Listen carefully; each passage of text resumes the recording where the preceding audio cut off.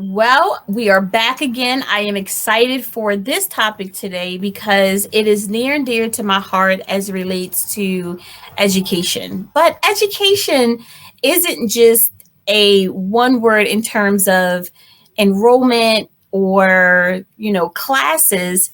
It can also be educating yourself on solutions to problems that currently exist. That really is like increased awareness. Then it allows you to become the advocate for solutions versus problems. But right now, I want to be able to talk about pivoting from the midterm crisis. And this is huge in more than one way because right about now, across the globe, regardless of the country, regardless of the continent, regardless of the educational level, there are crises that are going on. Now, if you have a youth to young adult or even an adult yourself that are getting all A's and B's and you don't have problems, I want you to stop, disconnect, shut it down, don't listen no more because this is not for you. This is for those parents, those students, those educators, those programs directors, those individuals, those youth to young adults, those educators that are right now trying to figure out how to stop turning your hair gray and looking for that right color dye to make you look as young as you did back in August, right? And you're probably saying to yourself, there's no way to wind back time. You're right. There is no way to wind back time, but there is a way, and there are ways to pivot from midterm crisis. And midterm crisis really come right about now because somewhere across the world, across the globe, on all areas, actually, it might be a little after the fact on certain levels. So I know on a college level right now, midterms are over. And for K-12, I believe this is the midterm point.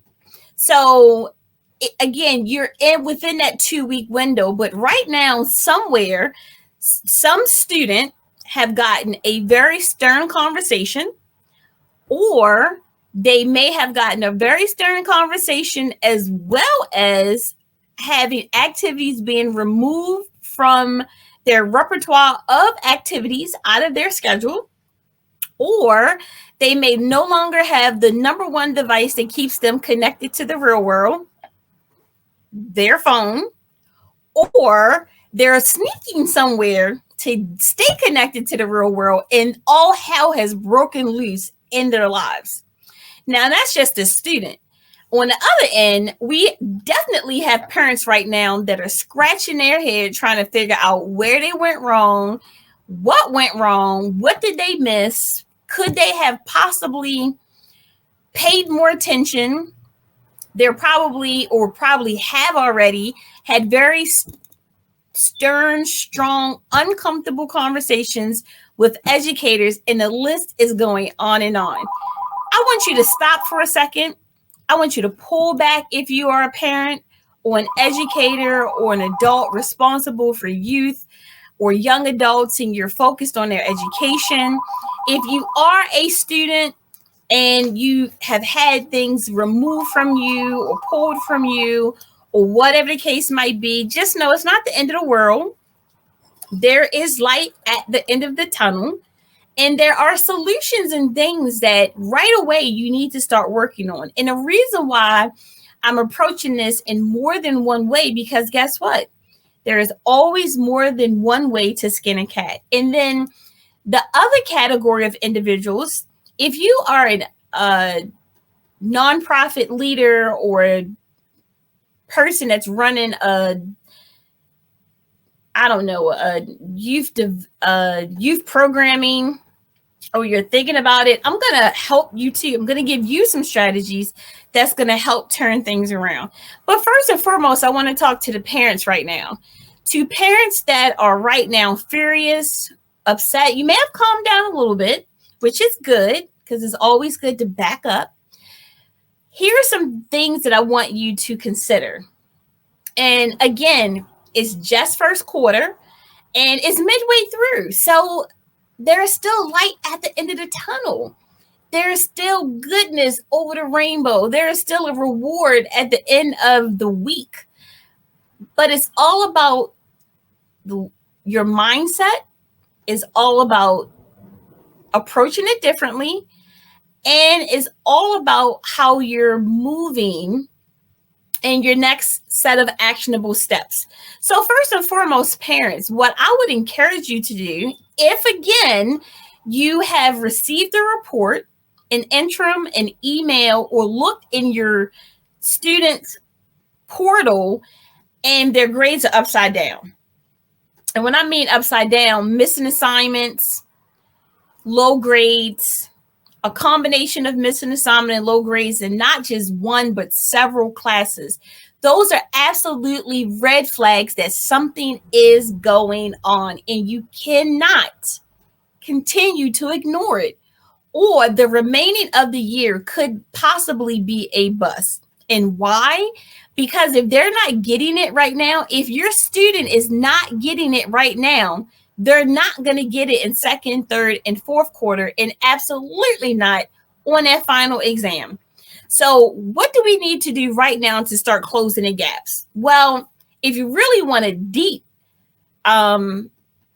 educational profile as to the solutions, then you need to hit me up at Dr. Takima at drtakimadorsey.com. Email my admin, or you can simply email one of my colleagues through my company, DTD Enterprises, at info@dtdenterprises.com. An admin assistant on and either one of them will reach back out to you. But for right now, here's what you can do.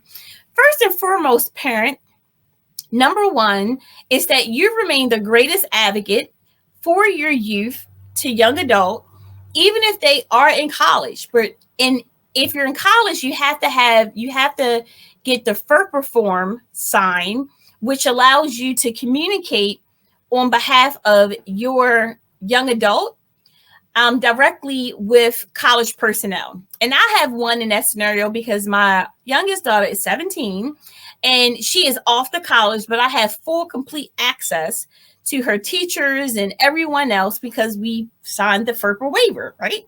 So that's first and foremost. If you have a college age student, get the FERPA form or FERPA waiver sign that then allows you to communicate with higher education. So even if they're under the age of 18, they're still considered an adult, but that form gives you complete access even if they are 18 or older.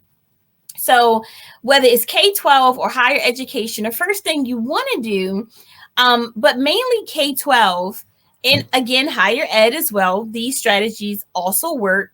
First and foremost is that you want to get access to your student's portal. So for my son, he has a login and a password. Well, I have that login and password saved on my computer. So when I'm looking at his grades, when I'm looking at his profile, I'm looking at his grades and his profile as if I was him, right? Not the parent, but as him as the student. So I can see everything that he sees. So that's number one. Same thing if you have a college age student. My daughter that's in college right now, I have her login and password saved on my computer. So I can navigate her portal on a college level as if I'm her. I can check in on her grades. I check her email. So I have access to her email. And some of y'all might be thinking, isn't that an invasion of privacy? Hell no. And you want to know why it's not? Because I'm paying for the education. And this is my daughter's first full semester in college.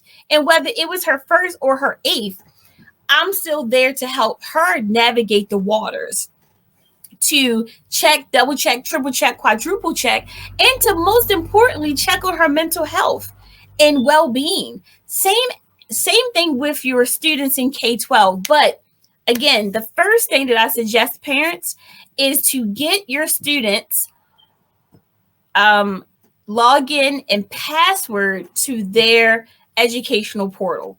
Why is that important outside of what I just explained? Is that it's going to allow you to see what they see. And it's going to allow the conversations that you may get without having access to go a little better. Parents, have you asked your student, hey, how was school today? Good. All right. Fine. Do you often get those one word responses? Well, let me tell you, I do quite often, and I have 4. And so this isn't the norm, but if you're getting those one word responses, it could mean a lot of things. But in order to start having dialogue, to start having active conversations where you're also bonding as they're going through these phases and stages of life, bring the conversation home. Look at what they're looking at, and it turned into a teachable moment.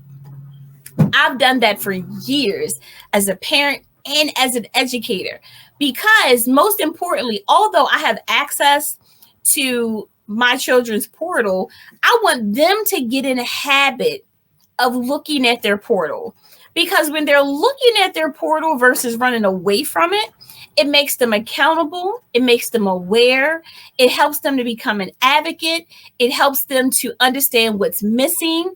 And oftentimes, if you happen to wait into report card, or you're asking your student, what's going on without you being able to set eyes on what they're seeing and what's going on, you might often hear them say, well, Mom, I've done the assignment. The teacher isn't grading the assignment. And in some cases, it's true.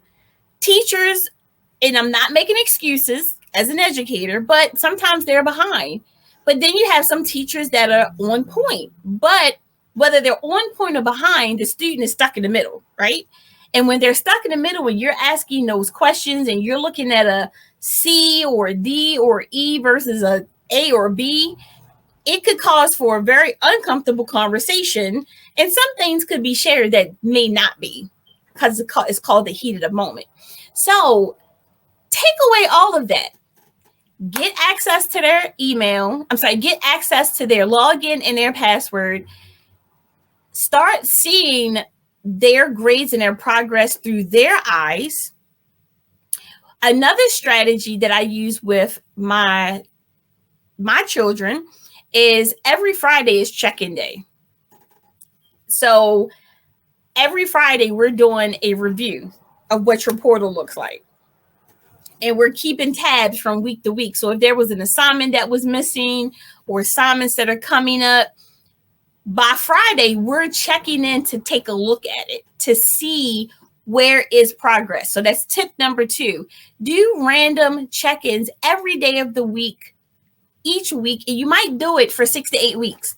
What will typically happen is that now the student will be initiating that check-in. They're now looking at progress on their own, and that's the umbilical cord cutting. That is what we want. We want them to take accountability and responsibility for their own educational endeavors, but we got to teach them. And to be honest, as parents, some of y'all are learning for the first time some of these strategies, right?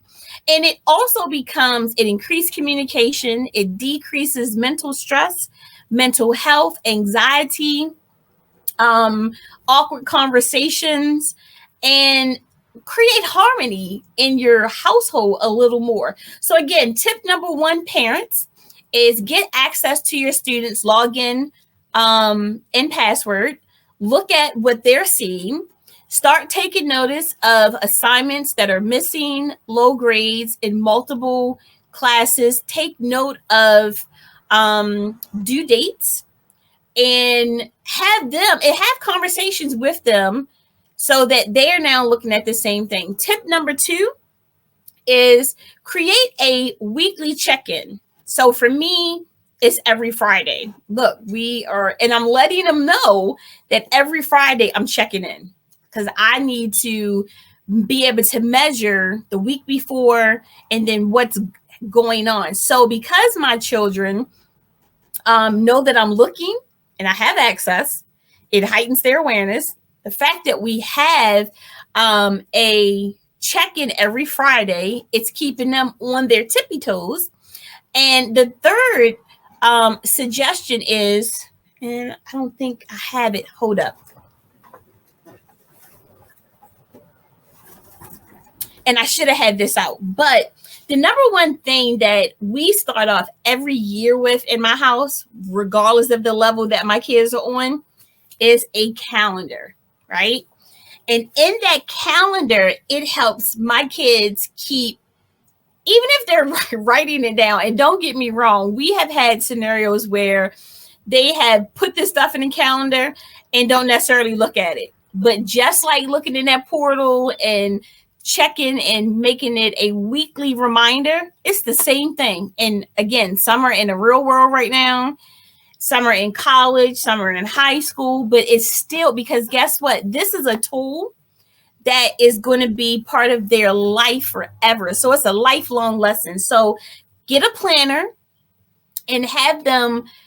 And the great thing about, especially if you're in college or high school, they already have a visual calendar that the schools provide for them. I think it's the neatest thing ever. But not every person is a visual learner. Some people, not every person wants to be online looking at due dates. Use the pen and paper calendar planner. Have them write it down. Another strategy that I use, and this is the last one because anything beyond this, we need to talk. Another thing that I use for my daughter that's in college is her phone. That's part of her planner.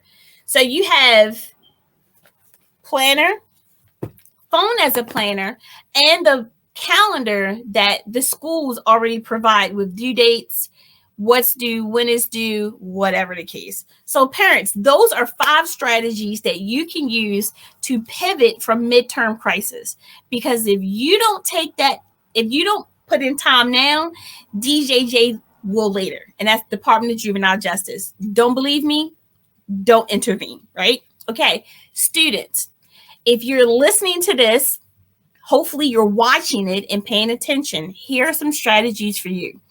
First and foremost, and I tell my own kids this, and for the most part they follow it. Sometimes they fall off, but the fact that we have great open communication, when they fall off, they can bounce right back, right? You cannot burn both ends of the candlestick. You're probably figuring out, what the heck is this lady talking about? So you think that you can have only 2 hours of sleep and maximize potential during a day. It's a lie. It is a flat out lie, because something is going to happen. And so when I say you can't burn both ends of the candlestick, what I really mean is you cannot be going to sleep at 3 o'clock, 1 o'clock, 2 o'clock, 12:30, having to get up at 4, 5, and 6 o'clock in the morning, get out the door, and be active and present in school. Because what's going to happen is you're going to fall asleep in the middle of the day. And when you start falling asleep in the middle of the day, or if you're sitting in the classroom and you're not really tuned in, you're going to miss some things. And when you're missing some things, what's going to happen is those grades are going to drop. You're going to start missing assignments. You're going to start being groggy. You're going to start having an attitude. You're going to start snapping at people. You're going to start having outbreaks and outbursts. Your nutrition is going to fall off. Your anxiety is going to go up. Your hydration is going to go down. And it's all this negative stuff. So you're probably wondering, well, what can I do? Easy. You need to go to bed on time. Turn the phone off. Set your alarm, right? And make a conscious effort for 1 week, 2 weeks, to go to bed at a reasonable time. Now, what's not reasonable? 12 o'clock, 1 o'clock, 2 o'clock, 3 o'clock. What is reasonable? High school age, probably 10 o'clock is a good cutoff, because you rise early because you have to get to school earlier. So you're up. You should be up naturally at 4 or 5 o'clock in the morning, not throwing your stuff on at 6:30 and the bus comes at 6:50. Ain't brush your teeth, ain't wash your tail, ain't put no deodorant on, because now you got hygiene problems. So right around 10 o'clock, right around 8 o'clock, 9 o'clock, 9 o'clock, 9:30, you should start winding down and make a conscious effort to turn off your phone. That means tell boo boo you're not available. Turn the phone off or turn a ringer off. Put it in the drawer. Charge it in another room. Charge it on another floor. And allow yourself in your mind to relax. Allow yourself to decompress. And to take, like Ola Volay, take the stress away. At first, it's going to be awkward because you're so used to being attached to your phone and to your homies and your boo-boo thing, but it'll pass. After like 1 or 2 days, you'll thank me later. And if you want to thank me, just look at my email below or just put thank you in the chat, right? But turn off your phone. Get into bed at a reasonable time so that your body can naturally start getting up. So that's no longer you burning the candlestick on both ends. Make sense? I know it does. Right. And what we're really getting into now is time management and organization, right?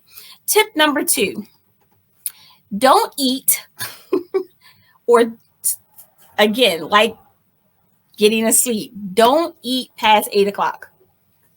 You're probably like screaming like, what? Yes, get yourself on a schedule, and here's why. If you're going to sleep at a reasonable time, which you need to, and for middle school students, you may go to bed at 9:30, 10 o'clock at the latest. Elementary, your parents are in control, so I don't know what to tell you, right? College students, the same thing. Again, I have a college student that have her on Life 360, and she's in the middle of activities right now that exit at 11. You know what happens. And I'm scoping her out on Life 360. Like, where are you at 12:15? I'm studying, but you got an 8 o'clock class. And you know how that conversation goes, right? And so I call her in the morning. She's like, good morning. I'm like, it's 7:30. You got an 8 o'clock class. What's up? Right. Burning a candlestick at both ends, right? So once you get your schedule down, and again, it's not going to be perfect. It's going to be hit and miss. 10:30 might become 11. 11 might become 10. 10 becomes 9:30. But whatever, your body is going to allow you to know what works and what doesn't work. And when you get on a schedule where you're regulating sleeping, you're going to stop falling asleep during the day as much. At least that's one part of the solution. The second part is your nutrition level. Let's keep it 100, right? And most students are not eating breakfast. You know you're not. You're not eating breakfast. Lunch could be soda, chips, candy, donuts, fast food. All these things, they give you a temporary jolt. And then all of a sudden, you're back down again, right? And you're sitting in class and you got the phone on and no, right? Like you're a crack addict. And you're like, that's because your body's not getting the nutrition that it needs. It's not getting that proper hydration and your blood count is dropping, right?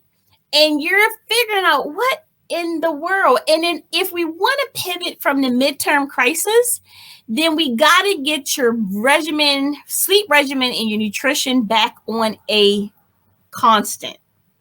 And it might be difficult. And I've heard it from my own students. School lunches suck. Then if you don't like the school lunch, a solution is make your own lunch.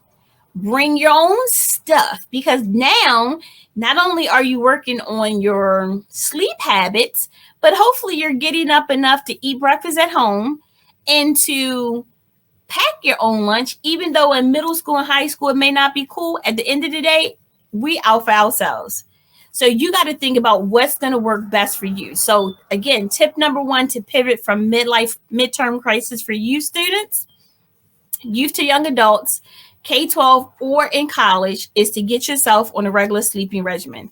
2, you need to start balancing nutrition. You need to get in something to eat. And no, I don't mean high sugary, high carbs. But first, I'm just saying, eat something, right? Be conscious about the water intake. Nope, it ain't cool, but yep, it's what you need, right? And then the fourth thing, because it's the schedule, it's the nutrition, and it's the hydration. And the fourth thing is, if you're tuning into this from before, and if not, I need you to rewind on a parent segment, is I need you to start taking a closer look at your portal, your academic portal through either K-12 or higher ed. And adults, wherever you fall in this, you can figure this out. So the same thing is for you, right? Or all of the above. And I want you to start sitting down, having conversations, you initiating the conversation with your parents in areas you need help. If you're not a good test taker, if that subject is hard, if you need a tutor, if you need a tutor, the test is hard, the subject is hard, or even if the class is going really well, start looking at your portal to see where you're doing well, and in areas that you need help, and in areas that you need help, you need to talk to an adult. But my parent don't listen. But my parent worked 2-3 jobs. But my parent ain't never home. As the young adult and the adult you're heading into, it is your job to find a way to communicate with an adult in your life that can help you. That's the bottom line. Take away the excuses. Add a chat on your phone. Text your parents. Create a group me. Whatever the case may be, to open up lines of communication. And if the parent does what the suggestions offered, and if you do what the suggestions offered, at the end of the day, y'all gonna meet yourselves together. So those are 4 tips that will automatically help you pivot from midterm crisis. And last but not least, students, parents won't know what you don't tell them. If you are living in part of plausible deniability that leads to failures in your life, and I just did a podcast and showing that, so go back and take a look at it, then you are the problem.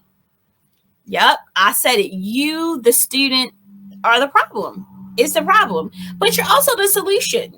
You can turn this thing around. Midterm doesn't mean final. And even if finals doesn't turn out for first quarter the way you want, you still got second quarter and third quarter. But we want to start the school year off with a bang. Don't get behind to play catch up. Stay ahead so that you can be comfortable and take off the worry. All right?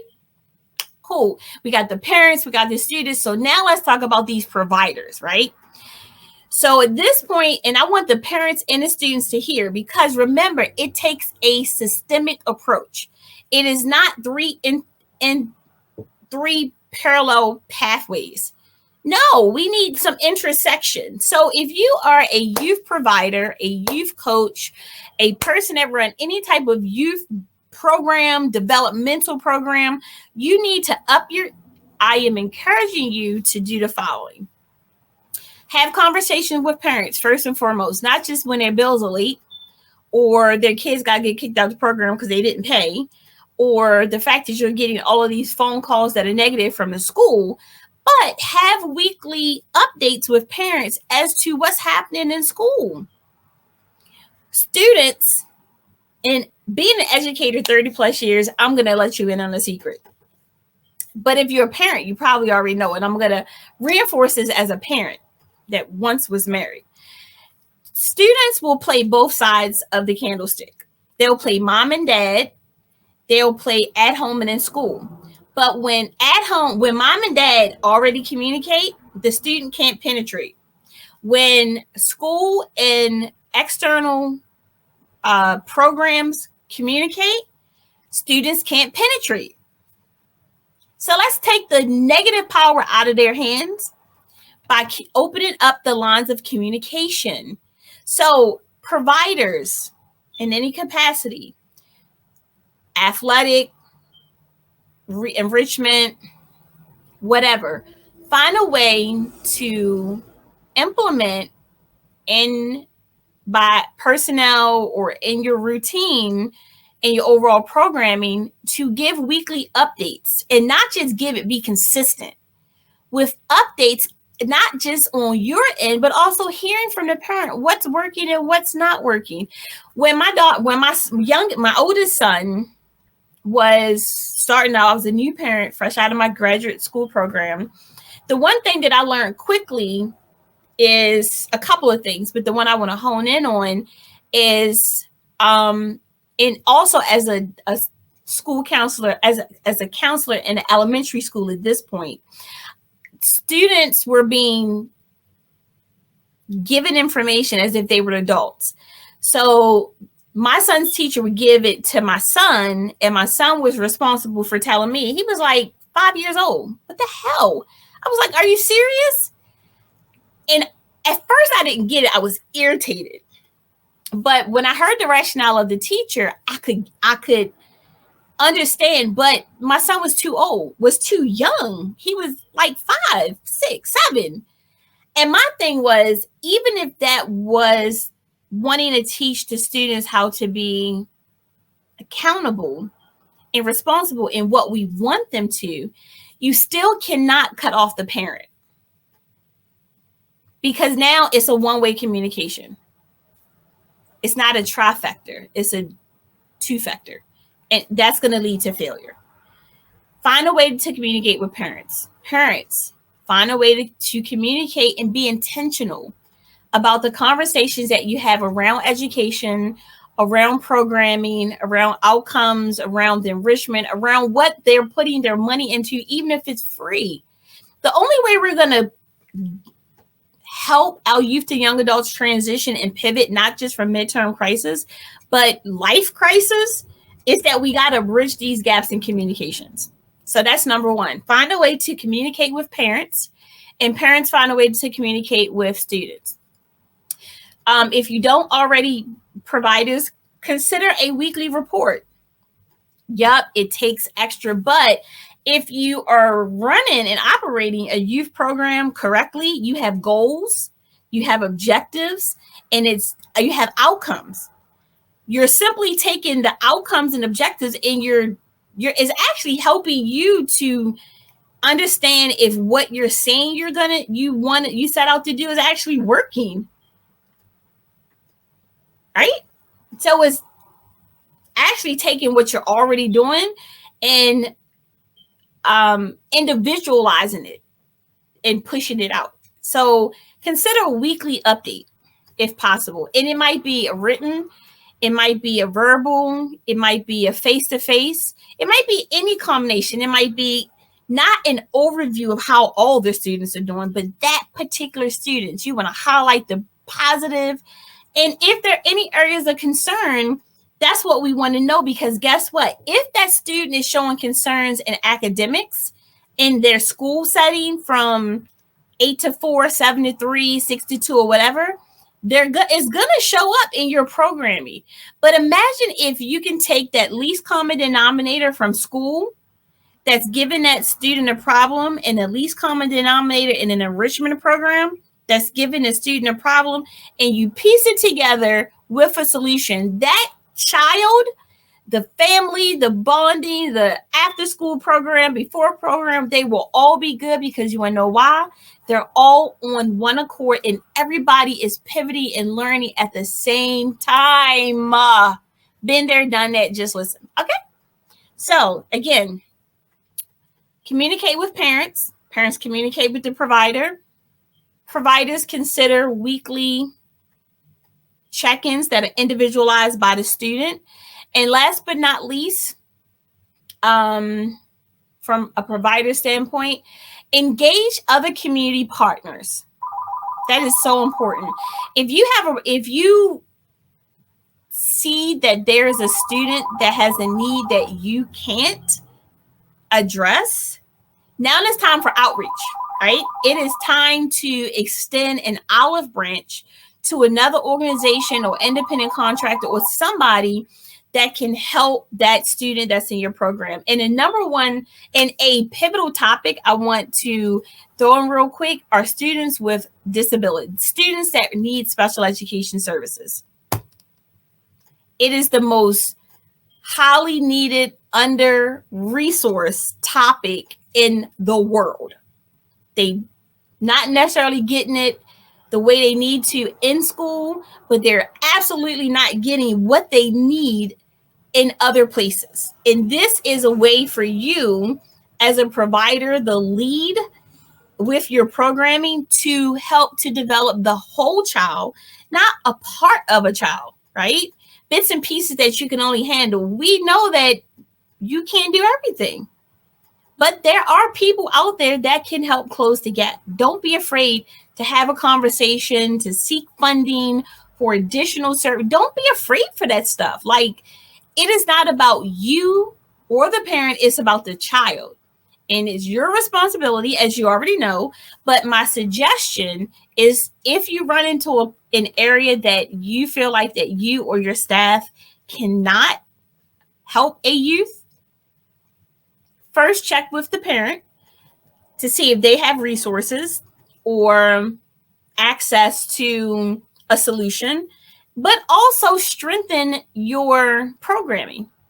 Strengthen it by now taking that issue and outreaching, investigating, researching how you can address it with that student. Because guess what? If it's one, it's more than one. If it's more than one, it's more than two. And then more than two is more than five. And you might find out that everybody in there might need help and support in an area. And I only use special education as an example because a lot of our students are not, have not been assessed and they need help, but not every student, but that's just an area. So pivoting from midterm crisis, now is the time, because parents, students, and leaders with that work with youth or youth development programs, if you don't take the time right now, not only will DSS later, you're going to run into bigger problems, bigger behavior issues, bigger outcomes that the youth are now displaying. It's going to create turmoil in your house and in your relationship. It's going to add friction. It's going to add negativity. It's going to add outbursts. It's going to add mental health stress. It's going to help, overeating and pimples popping up and people not wanting to be in a whole dynamic and dichotomy of the whole family unit. And all of these things are things that can be controlled. And not control, but also to have a solution. Midterm crises are what they are. Your kid, you as a family and as a leader in the organization, you're not the first, you won't be the last, but not many people will intervene. And that's the problem. Postvention is just that. It's too late. Intervention is a sign of it's still hope. And when you intervene, you're really preparing. You shift into preparation because you're intervening, you're learning, you're bonding, you're communicating, you're doing all of those things you didn't do before, but you're also preparing for the next interim, and you're preparing for the final report card, and then you're preparing for the turn of the school year, and you're picking up habits, you're learning, you're taking away, you're advising, you're outreaching, you're communicating, you're building your team, you're building the base, you're building all of these things you didn't before. So you're intervening and you're preparing. And these are just some strategies that help you to pivot from midterm crisis, whether it's K-12, higher education, or even you as a student today. If you have additional questions, please hit me up at an email below. One of my admin assistants will reach out. In your subject line, put midterm crisis. We can do an educational assessment. We can have an educational consultation. We have programming that may be able to assist, or whatever the case might be, from education to workforce development and preparing them, or whatever the case may be. Or maybe you just need a conversation. we're here to help. And so that's it for me. Hopefully, these tips have been helpful. If they have, drop a hell yeah in the comments below. If it's something that resonated with you on what I talked about, be sure to identify it. And if you have any solutions that work for you, share them. That's what we're here for. Why? Because sharing is more than caring. We're breaking the cycle of poverty. We're breaking generational curses. We're breaking the quiet lips, right? We're advocating by having conversations that most people don't want you to know. And if you need additional resources, you can look us up as well. But for now, that is it. This is concluding Pivoting from Midterm Crisis. You can hit me up at Dr. Takima at drtakima.com, or from a business standpoint, info at dtdenterprises.com. It's been a pleasure. I look forward to connecting with you soon. But until then, have a great day.